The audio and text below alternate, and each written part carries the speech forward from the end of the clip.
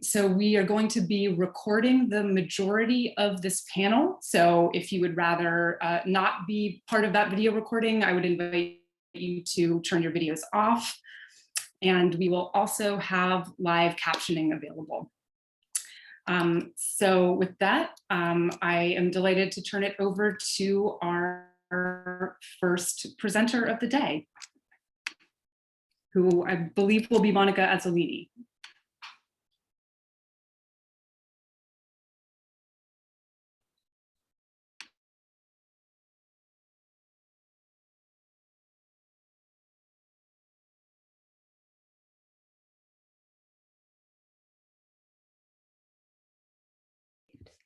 Okay, so I'm going to share the screen. I hope you can all see it clearly. And I wish to thank all the organizers, many organizers of this wonderful workshop, and particularly because of the conditions in which it was planned and then replanned, and all the difficulties of doing so. So I'm very grateful for the opportunity. I'm also very grateful to the organizers for an invitation to speak about something that I've wanted to work on, but I had not come around to doing, and it's Aldrovandis collections of stones and minerals. So I will open with a quotation. Anyone who enters Aldrovandis museum is able to see the actual specimens or well-painted reproductions of the riches of the sea or of the earth, real minerals, half minerals, concretioned fluids, gems, marbles, stones, soils, whole plants and their parts as drops, saps, and rubbers, fruits, flowers, seeds, roots, barks, precious woods. Now, these are the words of the Ferrarese physician and naturalist Antonio Buoni, that was also mentioned yesterday, and were placed within a work discussing the nature of earthquakes produced at the court of Ferrara, his De Terremoto Dialogo in 4 giornate, that was published in 1571. Now, so you can see how the minerals caught the attention of the visitors to the museum. Aldrovandi did not publish anything on stones during his lifetime.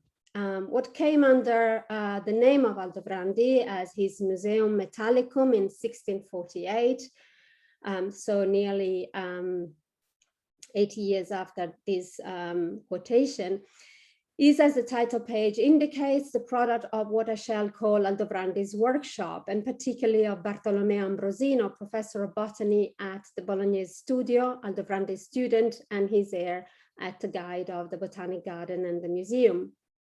So we could legitimately ask how much in this book is Aldrovandis and how much is Ambrosino's.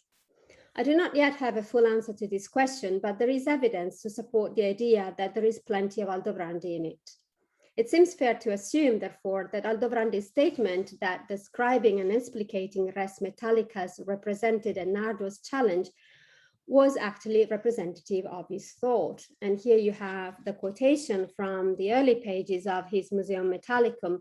We believe that no part of philosophy on natural particulars and related to the sensible world is more arduous than that which includes res metallicas, although the treatises on animals and on plants do not need less observation and frequent annotation than that on fossils. Nonetheless, this history of distinguishing the fossils from one another goes beyond it by a small amount of difficulty because of its uncertain generation. To start with, Aldrovandis' interest in what is below the earth was a constant from his early days as professor of Bologna. So his interest in the uncertain generation of metals is something that goes back from his early days. As his correspondence demonstrates, he exchanged specimens throughout his life and was keen to observe and investigate mineral ores personally, as suggested by this letter to the Grand Duke of Tuscany, where he expresses his desire to visit the Grand Duke lands, including the Isle of Elba and the many mines present in the city. be able to describe and document its natural resources. And here you have a quotation that shows you that he was places where and there were many in Tuscany. There still are. In an effort to observe as much as possible personally, he was willing to travel long distances and examine specimens in person, to engage in what we now call field work. So much so that he considered organizing an expedition to the Americas, as it's well documented. In short, Aldrovandi was no armchair naturalist when it came to stones and minerals, and a lot more. And we can talk about this idea of seeing things at vivum that Lydia has discussed quite beautifully in a recent article, more maybe during discussion if you wish. Monica, I'm sorry, can I just jump in? That there's something, it sounds as if there's something like rubbing against your mic. There's like a background. That's probably, yes, sorry. It's my paper actually, sorry. As further testimony of his interest in metals and metallurgy, he possessed both Vannuccio Biringuccio de Pyrotechnia and Georg Agricola de Re Metallica, two pioneering texts about the extraction of natural resources and mineral ores.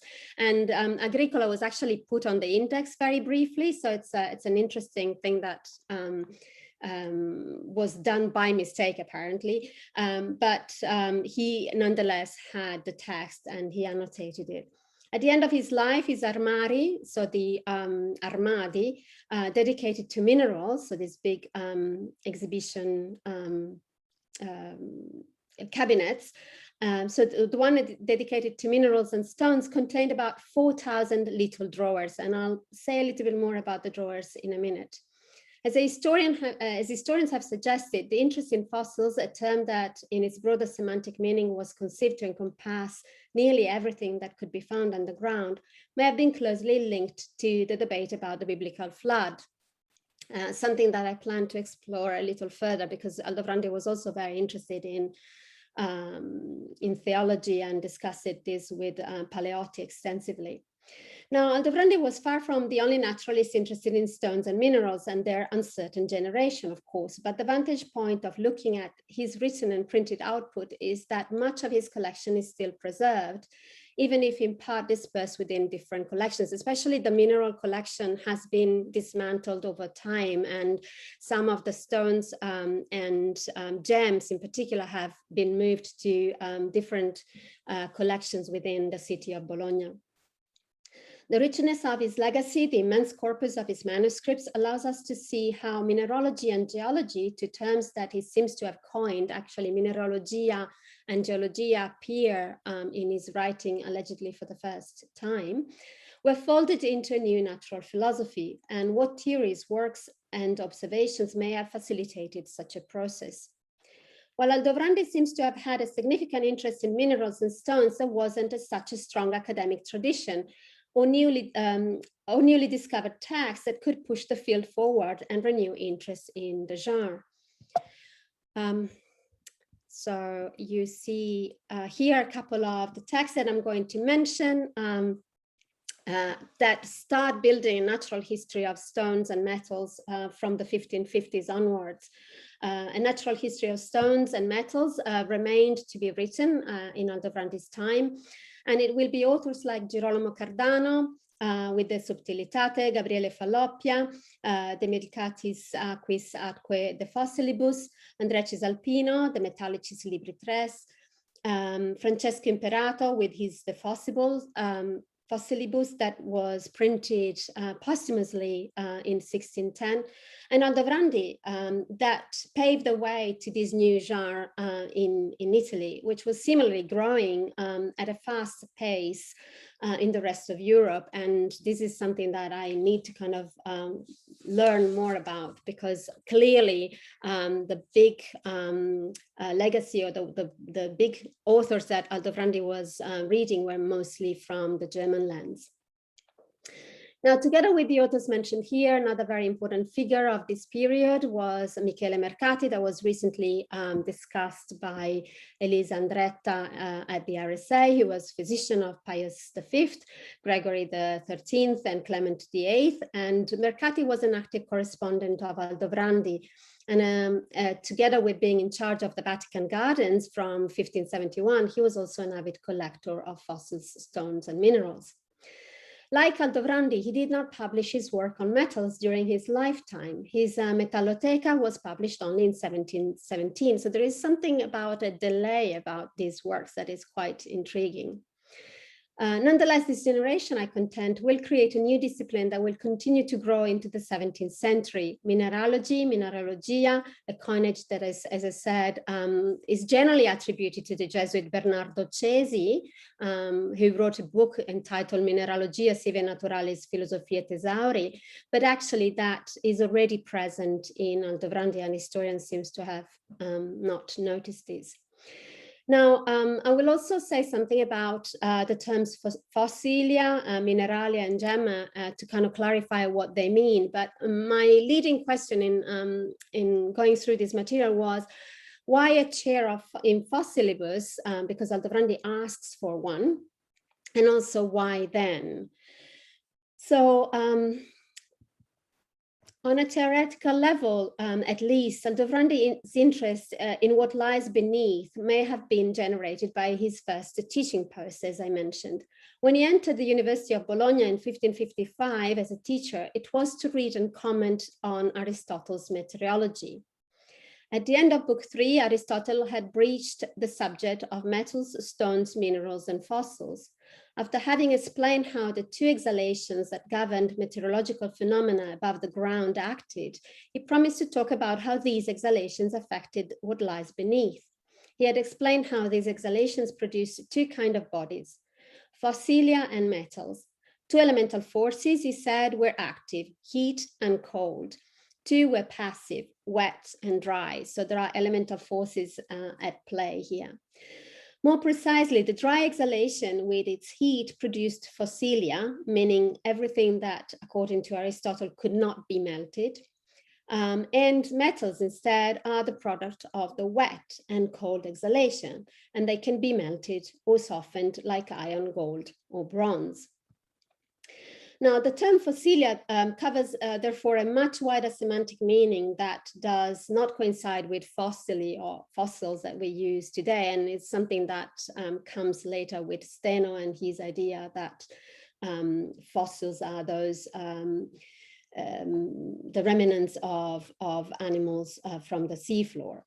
The matter of the underground had primarily to do with processes, according to Aristotle and also according to Aldrovandi, and forces rather than organic remains. And it was in this capacious way that it was employed by Aldrovandi. But by Aldrovrandi's time, a more refined taxonomy had developed. And so sorry, here you have a kind of brief summary of Aristotle's meteorology and his definitions. And here you have a couple of other things that I wanted to concentrate on. So one of the reasons why, as I said, the chair of in fossilibus was important for Aldrovandi was clearly that meteorology was a text that was leading him to think about metals. He also mentions in the Museum Metallicum how a fourth book was missing. So he obviously had an idea that the fourth book that came down in medieval time was spurious.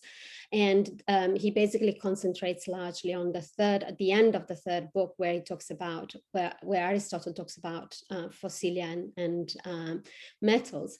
But also, I think one of the reasons why all these writers turn to, or some of these writers turn to minerals and fossils and stones is the penetration of Paracelsian medicine and other Protestant works.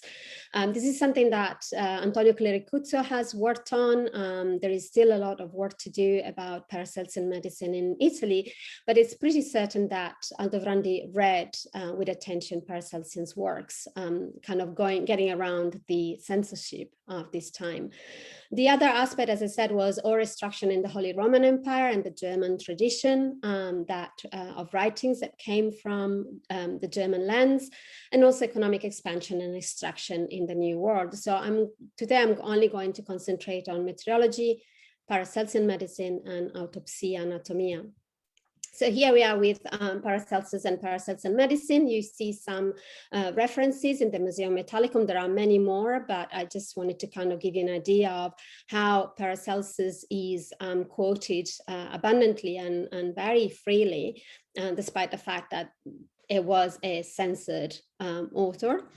And here you have, this is Aldovrandi's real terrible hand, a lot of references to Paracelso in this notebook that he had. There was also here on this first slide, you can see faded a little, but Catalogus Operator Frastus Paracelsus, so it kind of indicates in various points his knowledge and his reading of this work. When it comes to autopsia, it's another aspect of the exploration of the underworld that I'm kind of intrigued by, because it's one of those things that it's really hard to experience, and Aldrovandi puts a premium on observation, on direct observation, as you can see from the Museo Metallicum. Now, in the early pages of the book of the Museum Metallicum, Aldrovandi spends a few pages analyzing and discussing various opinions on the generation of metals, stones, and fossils in the underground. And ultimately, he dismisses most of his sources, including Aristotle, concluding that both exhalations, the dry and the wet one, contributed in different measure to the formation of all materials to be found underground, as, and I quote, as experience demonstrates with constant observation. Theory and practice, rich in sources, ancient and modern, were accompanied by his own reflection, observation, and field trips. One could even imagine he experimented with some substances to see how they change like alchemists did. And he actually quotes a number of alchemists and alchemical practices. He certainly read many of them, as his library list demonstrates, and quoted abundantly from their works. Now, to conclude, it is interesting to notice that in the much quoted Discorso Naturale, nel quale si ragiona in generale del suo museo, so the natural discourse where he talks about his museum, a text written around 1572, 1573, around the years where the Ferraris, Bondi had visited his museum, and it was also dedicated to the son of the Pope.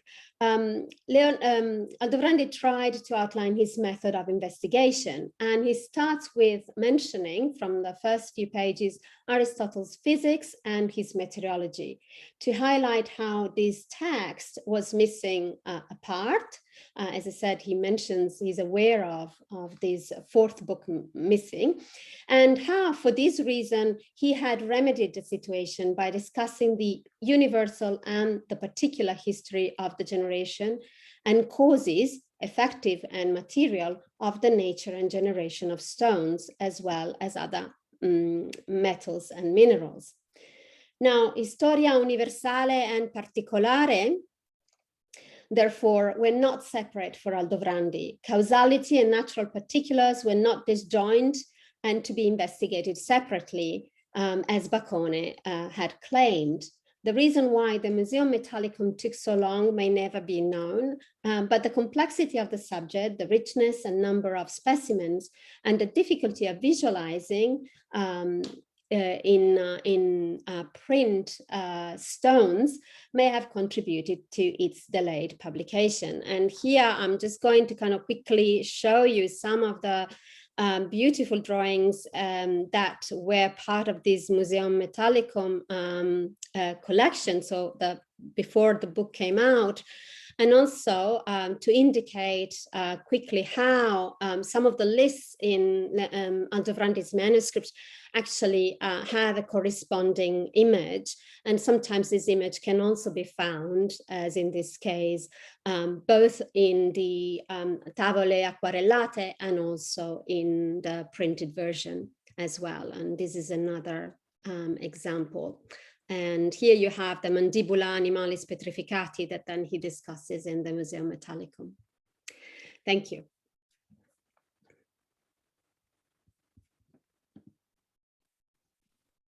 Thank you so much, Apologies Monica, for for that. Oh, Apologies for the noise close to the microphone. The new computer has a lot of mics on the sides. So. no worries at all. And thank you so much for that wonderful talk on fossilibus as a great way to start us off thinking about the depths and knowledge of and from underground. And with that, I will turn things over to our next speaker, Janna Israel. All right, well, thank you. Thank you, Janna, for that really beautiful and thought-provoking tour of images of mines and miners at work. And with that, I'm happy to turn things over to the third speaker on our panel this morning, Christopher Heuer. Thank you, Lydia. Can everyone hear me? Yes. Wonderful. Well, my thanks again for the invite.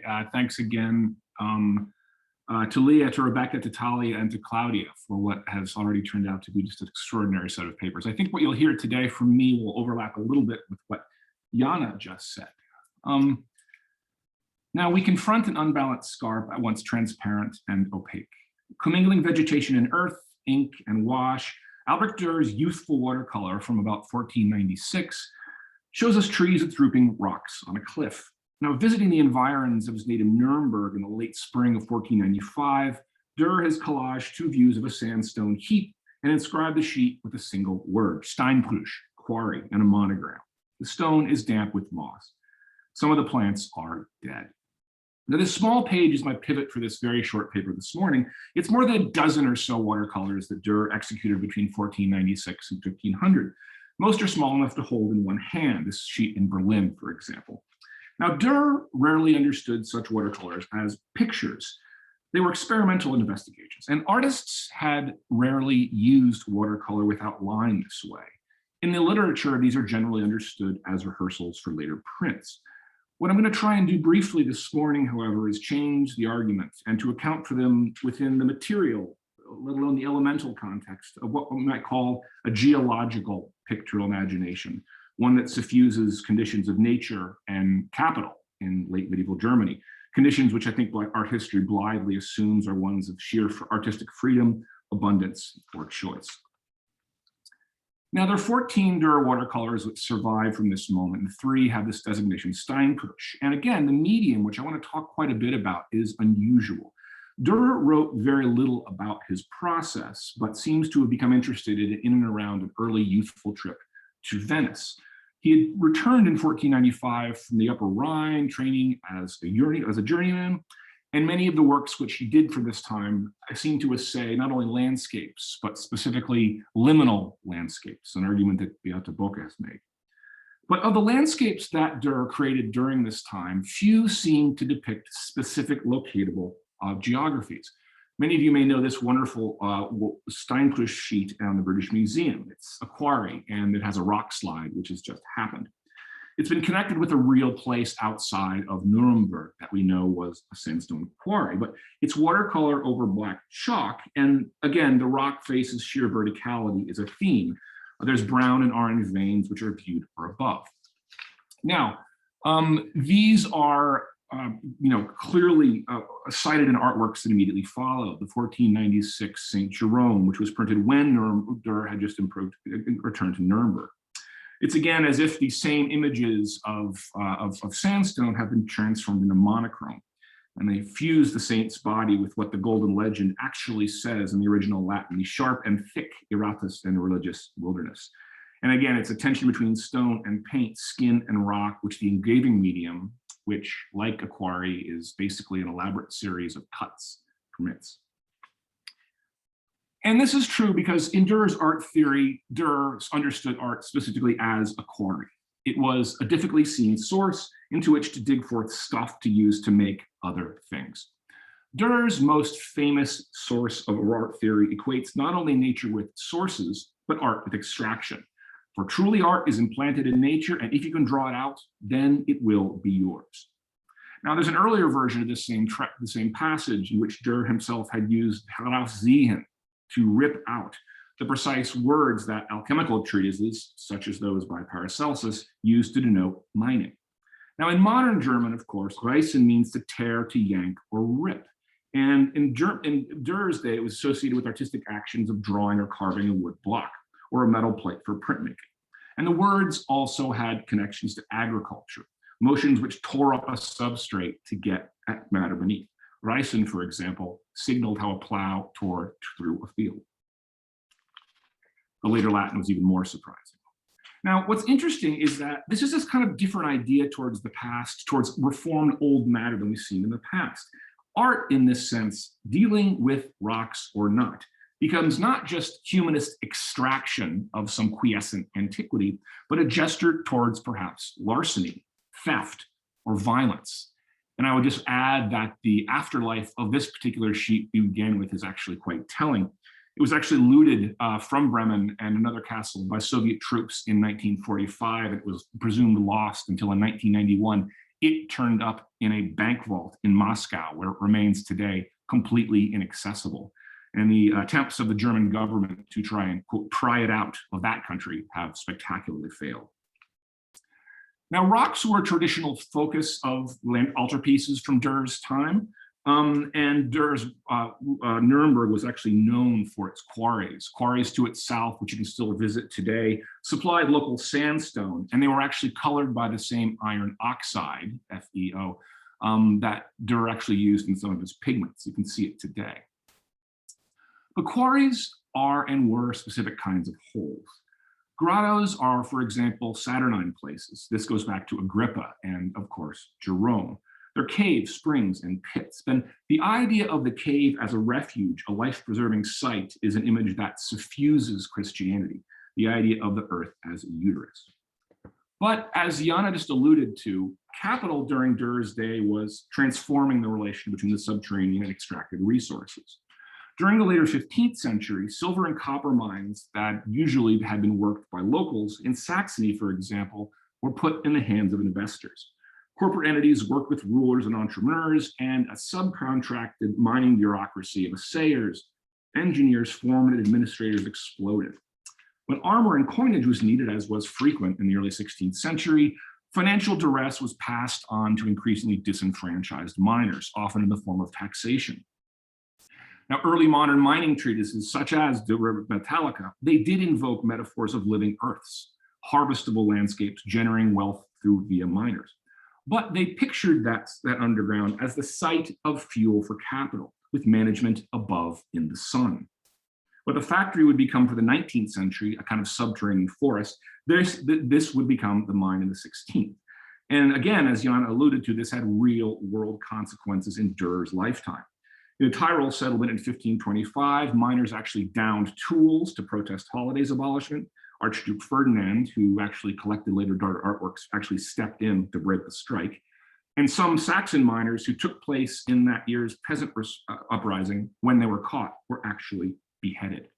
These rocky holes had become places of poisonous gases, covered flooded caverns, and degraded air. Not ever pose a refuge, but of anguish, even melancholy.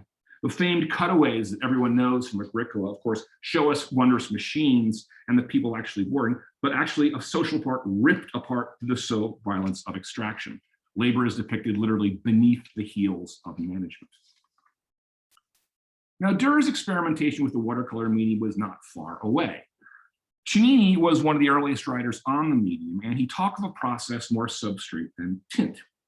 The practice was ideal for travelers, as it remained so until the 19th century, because it mandated simply pigments, gum, and substrate, using water often culled from the actual landscape, it says. And watercolor, of course, remains the opposite of a linear permanent medium. It is at once dry and wet. It depends upon evaporation. It's organic in the truest sense. We should recall that many of these watercolors, which Dürer would have done outside, presumably, would have contained microorganisms, which would have actually presumably been transferred to the art themselves. So thinking about the artwork as biome. Now, water here functions as a carrier, a depositor of pigment. This is not that complex. Once time has passed, once the paper is dry, that carrier disappears. It's, of course, not unlike the effects of actual water on landscapes, like canyons, like cliffs. carved and imprinted with ancient fluids which have long moved away. Now, Dürer, who of course apprenticed to a print publisher, was sensitive to the specifics of paper all his life. And the medium by which he made prints was itself, of course, dependent on paper for its manufacture. And Dürer also recognized that the effects of watercolor in its color depended upon semi-transparency. Beginning in 1490, he worked close with Nuremberg's official glass painter, Wirt Stoss.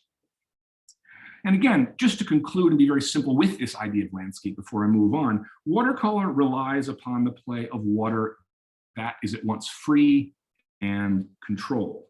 Pigment particles are carried along by painter's movements, and the pigment is strewn somewhat randomly. Somebody like Aristotle talked about this.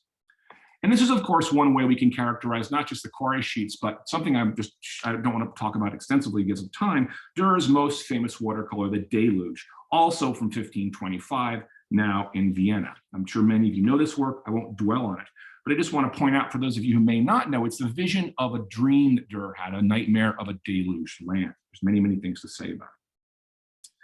And it's an early example, perhaps the earliest example of an artist depicting and commenting on his own or her own dreams, as it were. So we now see Dürer literally reissen art out of his own dreams. It's a very, very easy link to Freud and Proust. Now, it's been noted in a lot of literature how often Dürer returned to the language of inspiration as a pouring out from above, a flow using water vocabulary. He does this quite often in his notes, talking about gushes, talking about outpourings from above, talking about this idea of art itself as a rushing out. This, of course, is language from Plato and from the Timaeus. And we actually know that Dürer could have seen his friend Pirkheimer's copy, 1484 copy.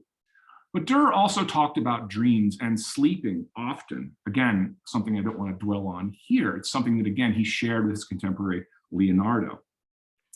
Again, as Dürer once wrote very famously, I often see great and good things while asleep, which do not occur to me when awake. When I wake up, the memory of them is lost. So this dream sheet, which again, I'd love to speak more about, actually, like the quarries, confuses our idea of landscape. It confuses the idea of landscape as something outside, something exterior. This is a dream. Its landscape is, well, interior. And of course, the watercolor medium indexes the geological processes of washing away. They point to the dirty mess of overflow and debris that any flood has come about. Floods are not clean. And again, I'd say we might allegorize this for the whole idea of art historical investigation of Dürer, that maker of the self. In the case of the dream, we almost see an allegory for the watercolor itself. By the time Dürer has awoken, the emulsive environment of sleep has vanished. What remains to be are the colored, fleeting grains of unconscious dispersed and seen from afar. Now, again, I just want to move towards an end here, thinking about how this process in a very, very kind of quiet way might actually, again, speak to art history. It's something that of kind of the myth of pure access, of direct positivistic access to the source may confuse. Something that A.B. Larberg, somebody who was more than once called an abstract geologist, was actually referred to. But it was actually someone very, very different, kind of ideological foe to Warburg, who took on this idea most vehemently. Martin Heidegger, who actually wrote about Dürer a little bit. He very famously spoke and quibbled with Dürer's precise language as a tearing out of nature. Writing in the darkness of 1935, he chided Dürer for mistaking nature as a source. Heidegger claimed that it was nature's antagonism towards art and its transcription that mattered. He used the exact same language as Dürer, wielding geological terms. So with this in mind, I want to close, returning a little bit to Christine's absolutely marvelous keynote yesterday morning. Not looking at watercolor per se, but with this very famous oil painting, which is owned by Washington, D.C., but is now currently on a monographic exhibition in London. Around the time of the quarry watercolors, Dürer executed a small devotional painting for a local Nuremberg patrician, someone named Wolf Haller. Its coats of arms are shown here. Now, until the mid-20th century, the panel was taken to be by Bellini, and the self-conscious experience in our historical terms of North Italy is very evident in the coloration, the depiction of the landscape. But more than one art historian has taken this as a connection to the loose style of Dürer's watercolors. But the reverse stage is an extremely different subject. Lot and his daughters. And in both of these, there is no underdrawing, and at least one writer has, again, used this to compare to the watercolors. Now, in this scene, which was to have a huge influence on many of the works we saw yesterday, cinders leap skyward from the burning cities of Sodom as Lot and his daughters plod firmly in the foreground. Genesis actually says they settled later in the cave. But it's these craggy quarry foundations which dominate this landscape here, backlit by the flames of the exploding towns. Its technical examination has revealed that Dürer used the exact same pigment for the actual building of these as for the cliffs, kind of allegory for how Nuremberg used its quarries themselves. And the watercolor is, of course, doubled by the figure's arrangement. It's as if Lot and his daughter, like the liquid vehicle of the medium, are departing the substrate with near shocking indifference. Now, why such a scene should adorn the reverse of a Madonna has flummoxed scholars. Some have suggested that the sin on the reverso is redeemed by that of Christ in the recto. But such an interpretation seems to ignore the spectacular pivot for the entire story from Genesis 19. Lot's wife turned to salt for gazing back at Sodom and Gomorrah against God's commandment. Again, which Christine spoke so beautifully yesterday of. Dürer hauntingly installs her upon a sandy ridge near the edge of his quarry. And the original term used in Genesis for salt is malach. It's near the verbal form of melach, literally meaning to pulverize, to dissipate, or to tear away. Now, salt was, of course, mined in quarries in Dürer's day, as well as in biblical times, and it was harvested through evaporation. So salt's connection to the watercolor medium is not simply pseudomorphic.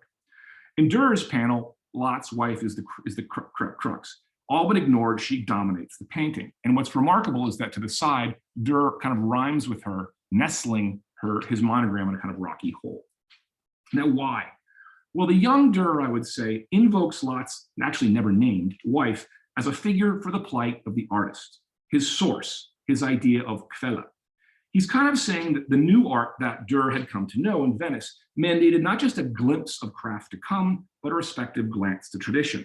But that glance always involved risk, even death of the self. And the panel is two-sided. It almost materializes the idea of looking back, not as redemptive, but as destructive. Lot's wife, that is a front, a mountain, immobilized and dead, fashioned from the same rock and matter as Dürer's cliffs. Flipping the picture becomes an anxious move. It's as if this catastrophe and representation itself in the Christian imagery is laid bare. And this matter is, again, not some quiescent repository of reference, not some easygoing humanist archive, but a fable of annihilation and literally escape. Heidegger, of course, once again, turns out to be wrong.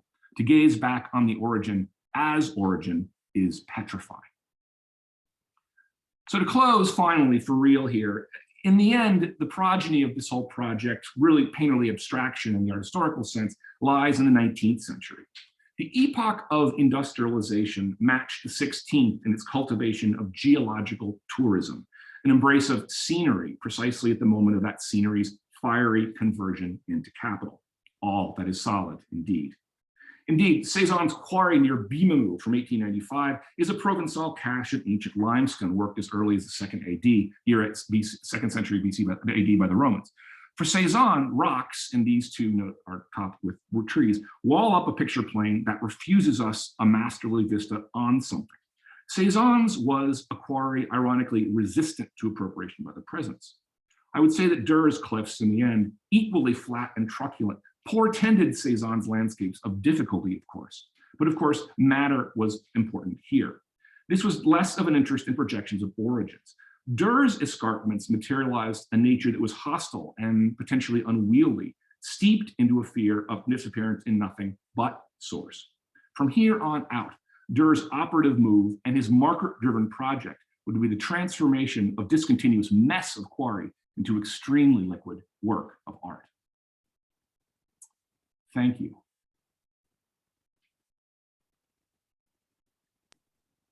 Wonderful. Thank you so much, Christopher. And thank you again to all three of our presenters this morning for a set of really fascinating, tightly interconnected talks that I'm sure will generate a really fruitful and productive conversation in the remaining time that we have left. So just a reminder to continue putting your questions in the chat if you have any, either for all three of our speakers or for any one of them individually. And I, maybe we'll start by just offering an observation and using that to move on to some of the questions that have come from the audience, which is just noticing how one theme that I saw emerging from all three of the papers this morning were the science of the depths, the art of the depths, and their relationship, the way that they developed in tandem, perhaps with each other, but certainly with the rise and increasing robustness of an extractive economy in Europe and its American empires. And I noticed that several of the questions that have come in through the chat have kind of touched on that common thread. So I thought that maybe that would be a useful point to begin the conversation this morning. So for example, Claudia Swan asked about speculation and exploration in the case of mining and the extraction of minerals and stones. And I think Monica also had a question for Janna about what changed about the mines in Tuscany in the 16th and 17th century to make them more central to the Medici court, given the fact that mining had been quite active since the late Middle Ages. So maybe I will invite, maybe instead of ventriloquizing, I should perhaps ask Claudia or Monica to unmute themselves and pose that question to get things started.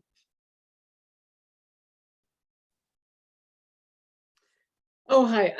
I was so taken by the translation, of course, of speculare is exploration, and in general, I mean, this could be a question for all three, but just to think a little bit more about the relationship between, or to say something more about the relationship between speculation in an economic sense and exploration in a, let's say, proto-scientific sense.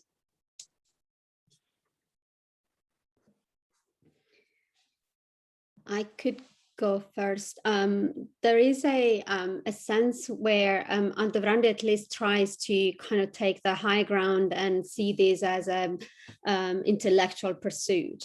And he calls Francesco Primo the ultimate anatomist in terms of observation, and so it's used as a kind of autoptic technique. He's able to observe, but of course the Medici had larger interests. I also think that the fact that they go to duchy to grand duchy and have this strong ties with dynastic ties with Germany makes the permeation of alchemy and alchemical processes much more robust in the Medici context. So I think that tradition comes from the German lands through family ties into Tuscany, and then the resources are there, but the techniques get improved.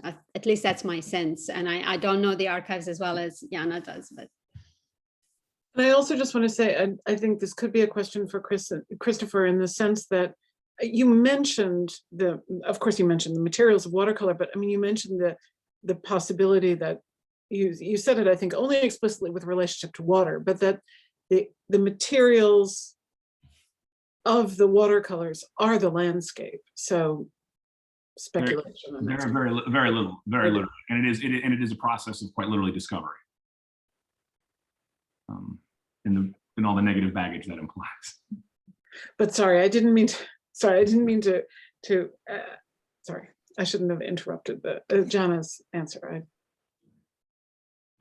Oh, no, I don't have that much to say. I mean, I'll say that actually, I'll just pick on one little part of that, which is to say that basically one of the things that I was thinking about when I read some of these documents was the relationship between banking, especially in Siena, and with in Germany with the Fuggers family. Basically, a lot of the language actually is used. Prestare comes up a lot as well. So that idea of speculation crossing over into the two disciplines actually also comes up a bit, and it did make me think about how a lot of the ideas that developed in the 16th century when printing became more popular and these ideas kind of coalesced and disseminated did actually kind of, there was this structural relationship in a way between other industries and disciplines. And just to answer Monica's question quickly, that the Medici were actually engaged in mining enterprises before the 16th century, and then they shut down for a bit when they were exiled. But I think it is this kind of bureaucratic, conscious bureaucratic call, printing, a relationship with the Habsburgs that developed through marriage alliances, and a kind of increase in experimental culture that kind of formed also to propel the Medici's interest a bit.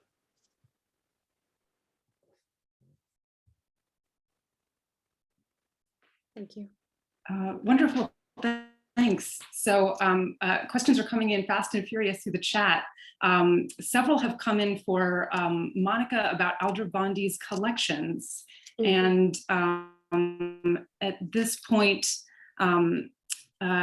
perhaps, let's see, I'm not sure if I can synthesize these very quickly. So maybe I'll just call on or ask Marika Kablusek to unmute yourself and ask your question. Yes, thank you. Thank you, Monica, for a wonderful talk. Janna as well, and Christopher. As Monica already knows, I'm very interested in the display and ordering of these collections, in particular Aldrovandi's. You mentioned the 4,000 drawers. Do you have any idea, or are there any indications on how the stones were actually displayed and ordered, and what sort of lay behind this ordering conceptually or otherwise? Thank you. Yes, there is a slide that I didn't fit in. Aldrovandi was very precise. He had this capsule, and because he was shortening with C cap, I thought, is this a chapter of a book? You know, which book? So I spent a day trying to kind of match the stone with a text that was never working. So I was like, what is he aiming at? And instead there is a series of catalogs that are still accessible in his archives, where he actually indicates some of the stones were clearly visible, and it says in museum, so it's clearly in some other location of the museum, but he had these drawers, and within these drawers he also, I think, had smaller containers. So the capsula is the drawer, and then within the drawer it tells you the number of the little box, I think. So it was all completely systematically sorted out in that sense. In terms of how he does it, he creates new categories that are not just metals and fossilia, and there are many more. I can tell you how many more, because I've kind of copied them down, but the suki, for example, or suchi, stay together. The marbles stay together. Lapis also stay together. So they kind of are divided into these other categories, subcategories, and then each one of them has a place within these boxes, little boxes and drawers.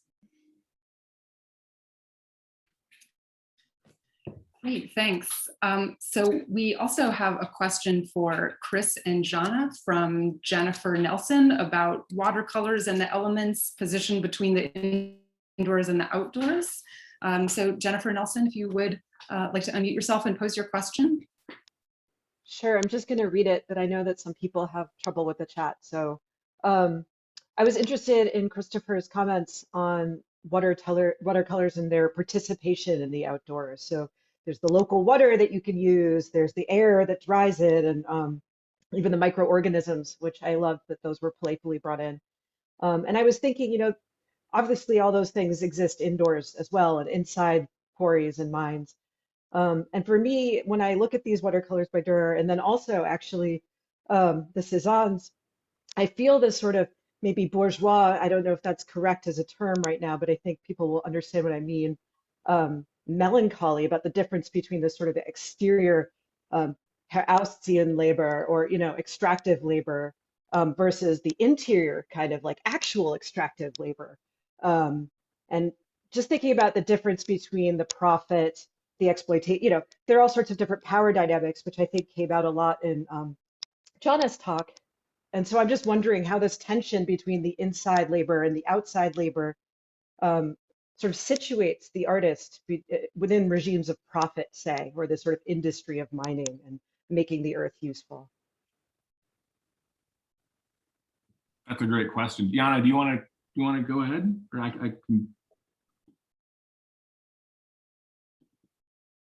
I will speak, Janna, but Janna, do you want to say? You can go first if you want. I'll be very quick. I think that's a great question, Janna, and I think that what I was at least trying to point to in this very, very compressed kind of was what you're describing.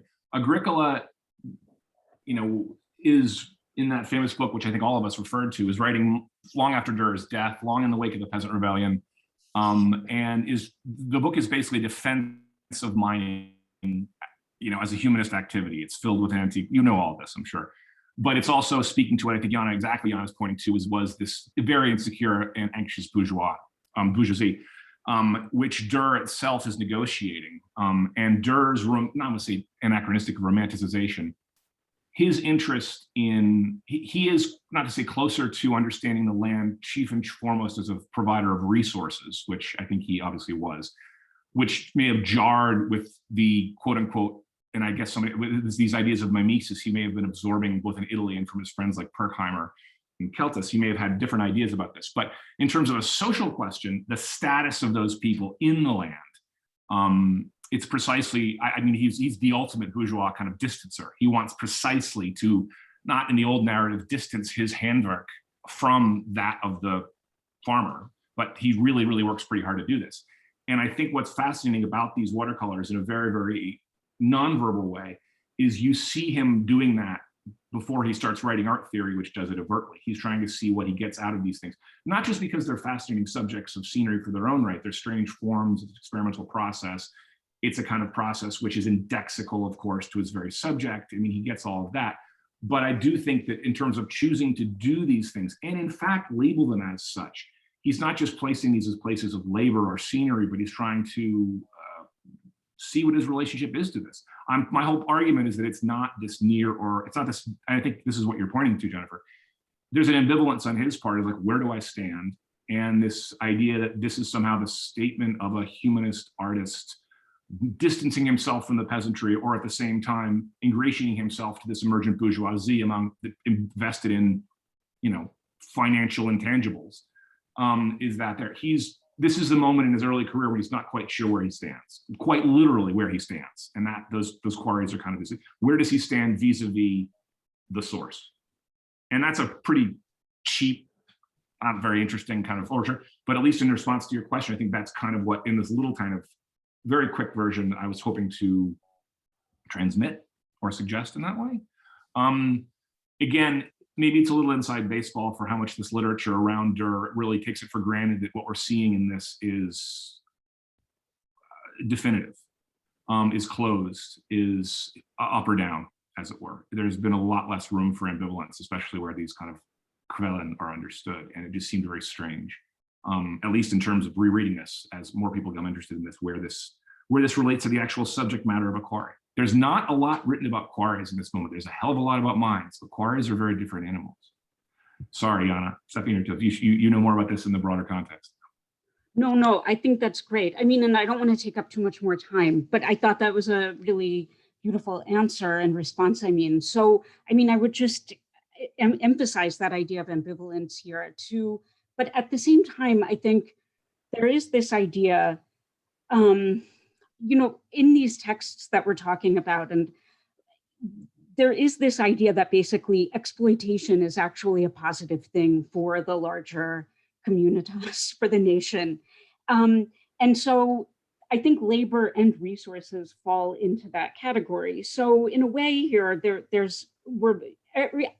labor in particular is being made anonymous, but I think that it is being showcased as well as a part of this kind of like state building in a way, and showing a power over the state. So in terms of artists, how that would translate, in a way, it's making me think. It's not something that I've thought much about, but I think it is kind of this ennobling factor in a way, because they're even more above ground. It does actually create that disjuncture between artisanship and artistry with a capital A, the artist.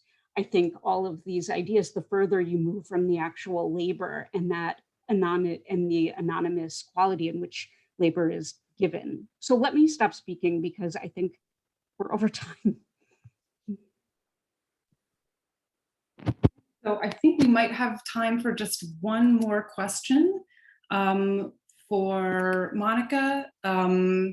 Christine Gutler has a question about the relationship between geology and archaeology and mineralogy more generally. So perhaps our keynote speaker would like to unmute herself and ask your question.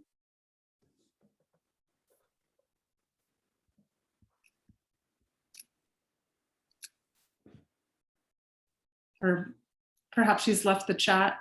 In that case, no, I'm actually here. I actually just couldn't find the, I'm sorry. You already, Lydia, you already posted. I think both Leah and I would be really interested in the exchange between Aldrovandi and Paglioti on archaeology. Where did it take place? It was an absolutely fascinating session. Yeah, there is a lot of correspondence, so they write to each other a lot. He dedicates writings to him. He was basically the person he was interacting the most in relation to art. The interesting thing is that Aldrovandi at age 12 left home without telling his parents and went down to Rome.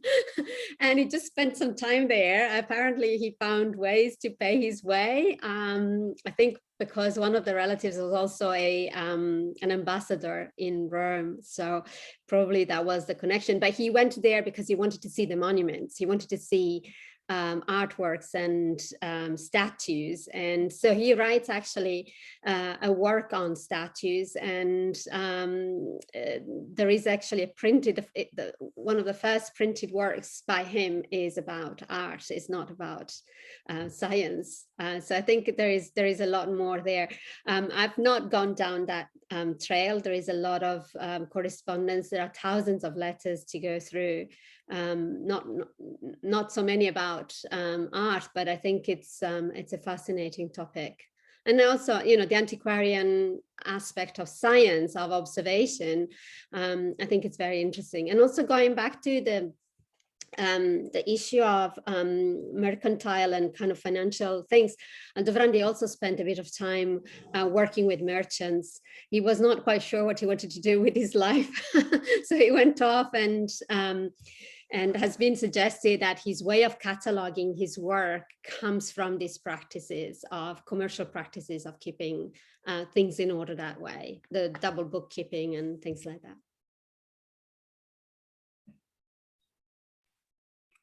Great. Well, I think that is a fascinating detail on which to end, that Aldrovandi's mineral taxonomies may have owed something to the commercial culture contemporaneous of the time. So with that, I would like to once again thank all three of our speakers and invite all of the audience members to give a warm round of applause, either with your actual hands or with an emoji, to Christopher, Janna, and Monica. And